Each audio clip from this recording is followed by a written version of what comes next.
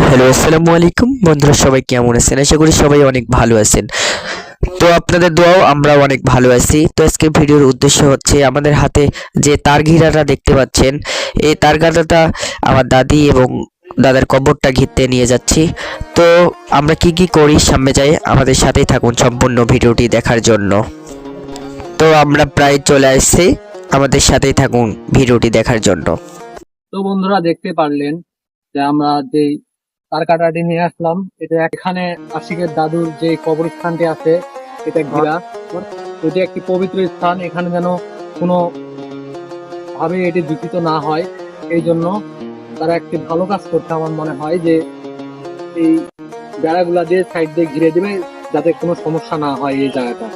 তো আশিক বাবু, আপনি এই বিষয়ে কিছু বলতে চান দর্শকের? আমি একটা জিনিস বলতে চাই। তো আমার বড় ভাই আমাকে বলল এই জিনিসটা নেশার জন্য কবরস্থানে। তখন আমি জিজ্ঞাসা করলাম এটা কিসের জন্য। তখন বলল এটা হচ্ছে কবরস্থান একটা পবিত্র জায়গা, এই জন্য এটা হচ্ছে যদি ঘিরি তাহলে মানে পবিত্র থাকবে, কবরস্থানটা ভালো থাকবে। তো বন্ধুরা দেখতে পাচ্ছেন যে ওরা কাজ করতেছে, ওদেরকে একটু দেখাও। এই জন্য এটা সাফ করার পর আমরা হচ্ছে আমাকে দাও। তো এটা সাফ করার পর এই যে বেড়াটা আমরা এখানে ঘিরে দিব। তো এই বিষয়টা আপনাদের কাছে কেমন লাগলো এবং অবশ্যই কমেন্ট বক্সে জানাবেন। সবাই ভালো থাকবেন, সুস্থ থাকবেন এবং পরবর্তী ভিডিওতে দেখা হচ্ছে। সবাইকে খোদা হাফেজ।